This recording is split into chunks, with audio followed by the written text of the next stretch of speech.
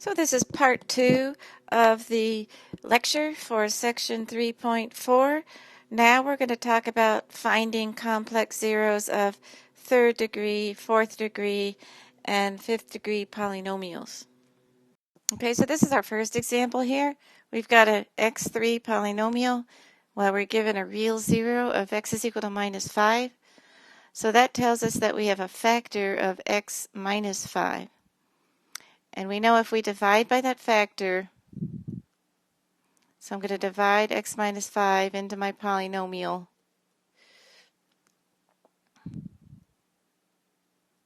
That my quotient will be another factor of my polynomial, and that my remainder r of x will be 0, and that's because factors divide evenly into the polynomial. So I'm going to carry out this division. So we learned how to divide in the last unit. So x squared times x is x cubed, and then x squared times negative 5 is negative 5x squared. I'm going to subtract. That's 0. I'm going to bring down. And let's just erase that. And then I'm going to divide again. So I need a 16 here.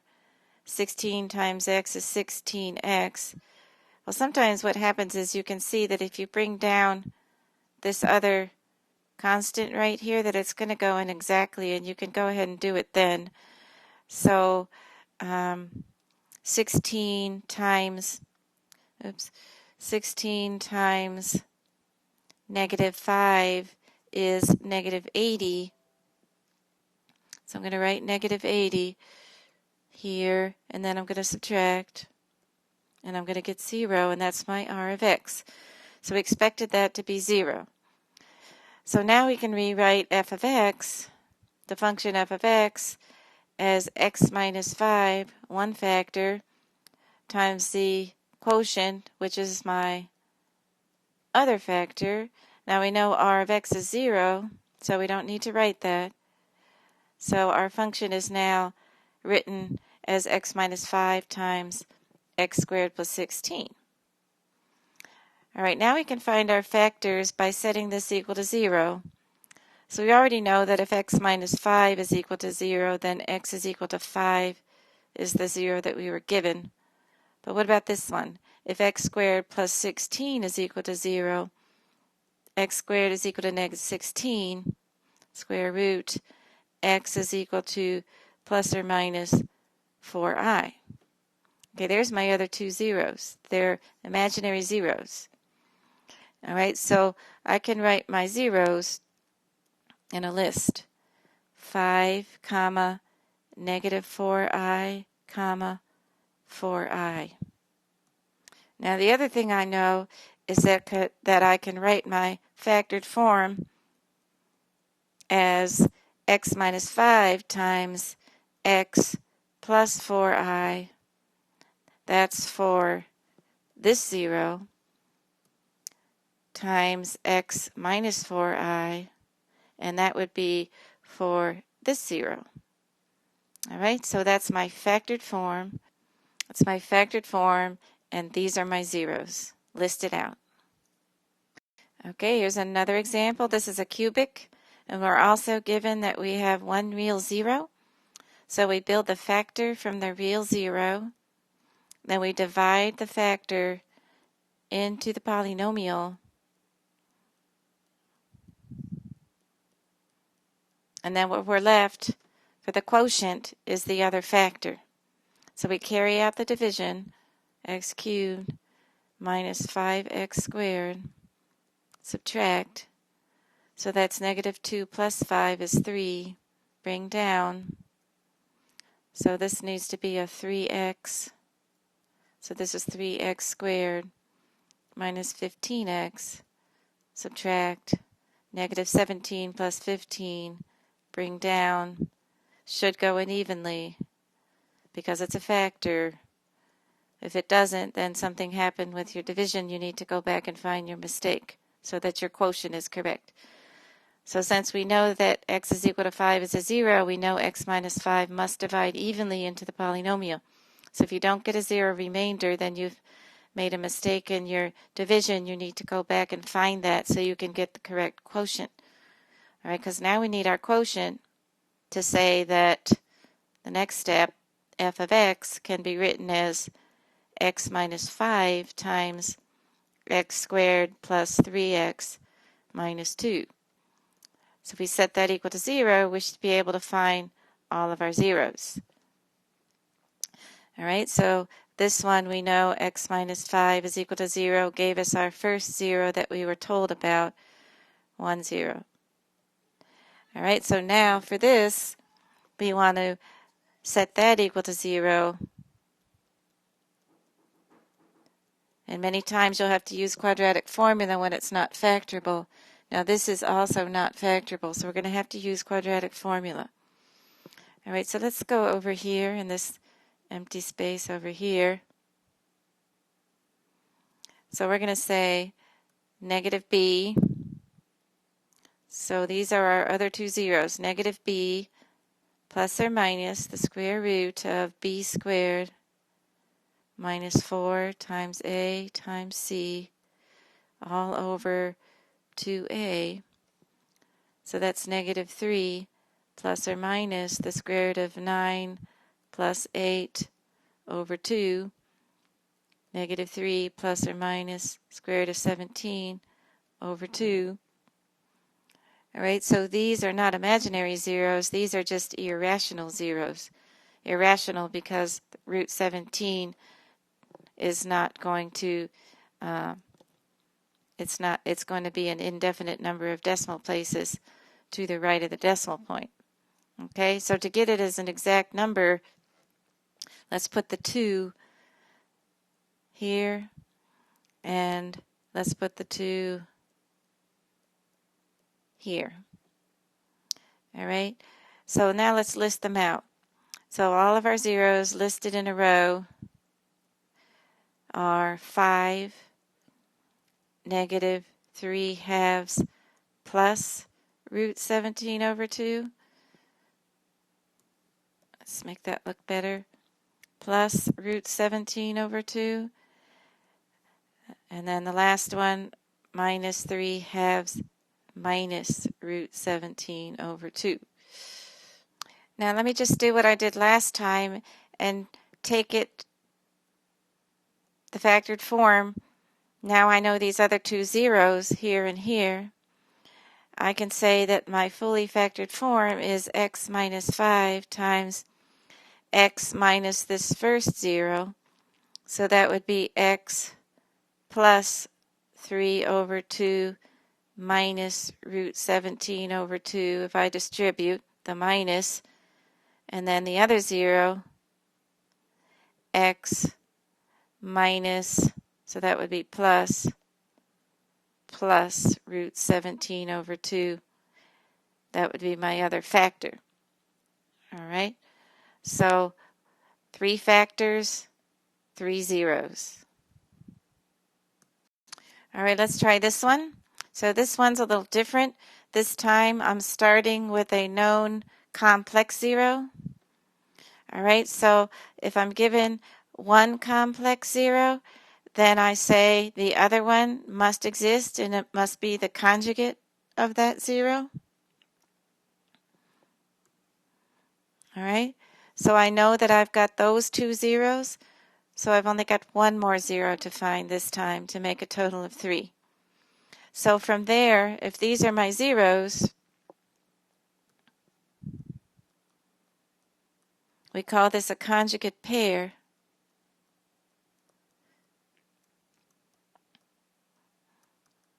And that happens if you start with one complex 0, you automatically build the second complex 0 by changing the middle sign. And then you've got 2.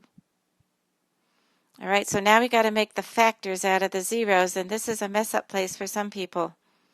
All right, so the way I'm going to do it, I'm going to say I've got, let me clear out some stuff.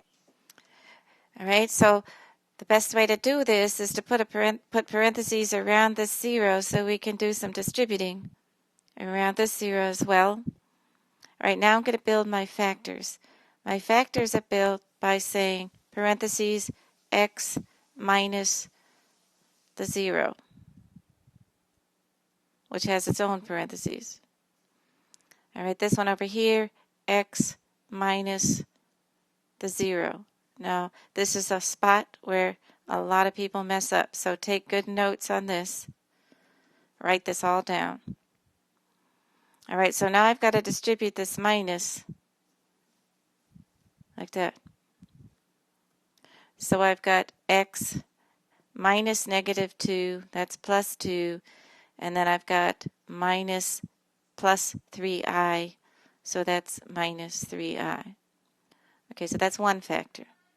Now for this one I've got x plus 2, and this time it would be plus 3i.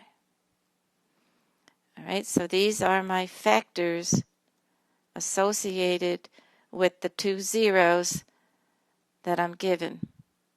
Because if I'm given one complex zero, I'm also given the conjugate of that one.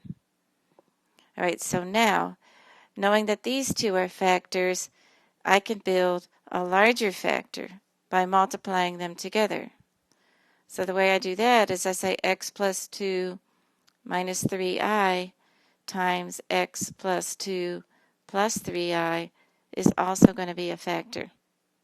And this is going to be an x squared factor. All right, so I'm going to distribute this out. So this is going to be x times x plus 2 plus 3i plus 2 times x plus 2 plus 3i minus 3i times x plus 2 plus 3i, which is x squared plus 2x plus 3ix plus 2x plus 4 plus 6ix minus 3ix minus 6i minus 9i squared. Now this might look crazy, but a lot of this cancels with these conjugate pair zeros. So the things that cancel, if you do it right, are these ix pairs.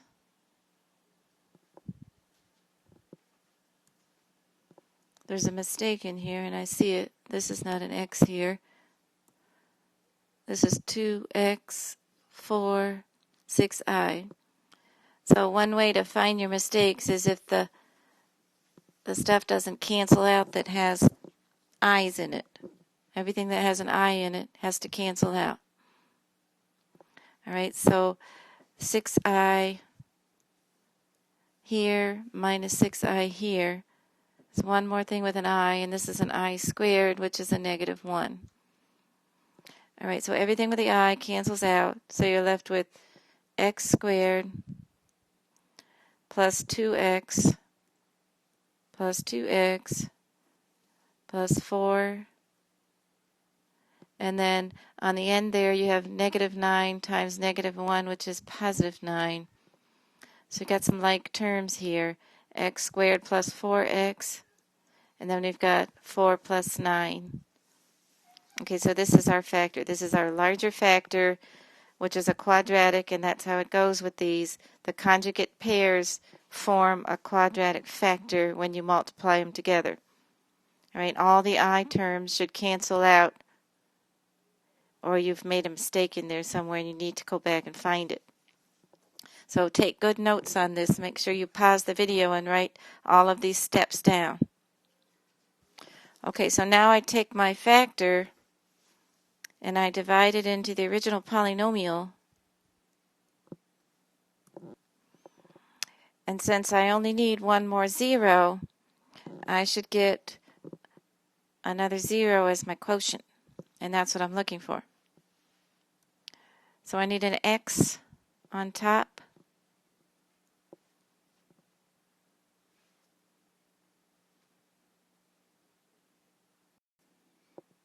On top I should get another a quotient that will lead to a 0. All right, so I've got an x on top. So x times x squared is x cubed. X times 4x is 4x squared. x times 13 is 13x. Now I subtract. So I've got 0. This is 2 minus 4 is negative 2x squared. And then I've got 5 minus 13 is negative 8x. And then I bring down the negative 26. And I do it again. So this would be negative 2. Negative 2 times x squared is negative 2x squared. Negative 2 times 4x is negative 8x. Negative 2 times 13 is negative 26. Subtract, and you would expect r of x to be 0 because that quotient is our other factor. All right, so now our factored form is, let's see if we have some room, f of x is equal to x squared plus 4x plus 13 times x minus 2. All right, so now let's write our zeros. All right, so I need to get rid of some of this stuff. So, all right, so I rewrote my factored form. So we want to set that equal to 0, and we'll be able to solve each of these factors by setting them equal to 0 and finding the other missing 0. So we can see the other missing 0 is a real 0. X is equal to 2. And this factor was the original 2 zeros. X is equal to negative 2 plus 3i, and x is equal to negative 2 minus 3i.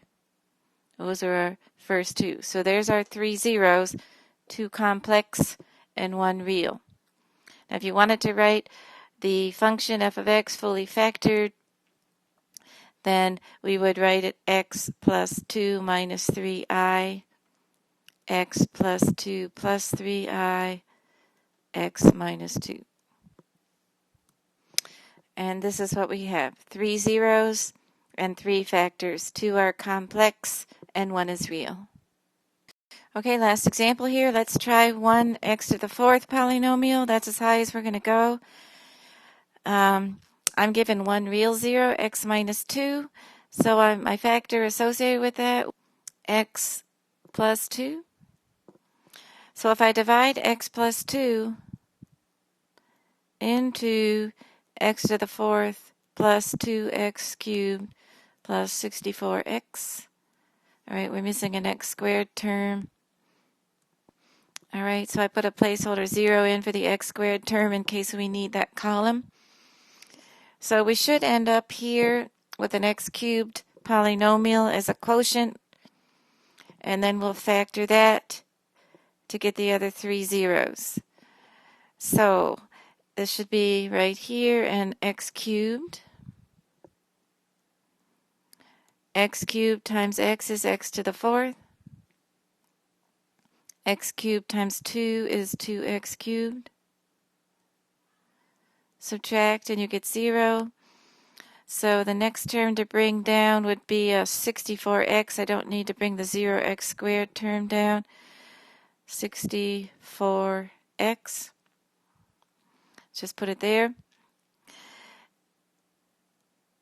All right, so that means I need plus 64. 64 times x is 64x. 64 times 2 is 128. Now when this happens and you can see that you're going to end up with a 0 remainder, go ahead and bring that other term down so that you can subtract and get your 0, r of x. Okay, so my x cubed polynomial is x cubed plus 64. So now we know that f of x is equal to x plus 2 times x cubed plus 64. Okay, now what happens sometimes in these problems with the 4th degree? If you get an x cubed polynomial as your quotient that is a perfect cube, then we know how to factor a perfect cube. And I can see that this is a perfect cube. All right, so we want to solve this equation here to find our remaining 3 zeros. So we know one of our zeros, the given one, we can see that this is x is equal to minus 2. All right, now we have to solve x cubed plus 64 is equal to 0. Now here's where some Algebra 2 skills come in. We studied these a lot, SOAP problems, for factoring. So we used the SOAP method for factoring the sum or difference of perfect cubes. And what I mean by a perfect cube is that the cube root of x cubed is x, and the cube root of 64 is 4. So there's a pattern that we learned for factoring perfect. This is a sum of perfect cubes. So it's a short set of parentheses and then a long set of parentheses. Let's move some of this. All right, so I need my long set of parentheses here. All right, so x goes here, then 4. Then you square the x. Then you multiply the 4 and the x together, and then you square the 4. Now you use our SOAP pattern that says same sign, opposite sign, and the last one is always positive. And this is what we worked on in Algebra 2 quite a bit, to factor sums and differences of perfect cubes. All right, so now we know that f of x is equal to x plus 2. And then this one is now this. So let's just write that all together. X plus 4 times x squared minus 4x plus 16. All right, so now we've got this. So we're one step closer. So if we set this equal to 0 again, here we've got this one. But now we have this one. This is a real 0 of negative 4. And then this, we're going to use quadratic formula because when we factor SOAP, the quadratic factor is not factorable. That's fully factored. So in order to solve this factor for the other 2 zeros, I'm going to say set it equal to 0 and use quadratic formula. So that would be negative b plus or minus the square root of b squared minus 4ac divided by 2a. So that's 4 plus or minus the square root of 16 minus 64 over 2, which is equal to 4 plus or minus the square root of negative 48 over 2. Let's get a little more room here.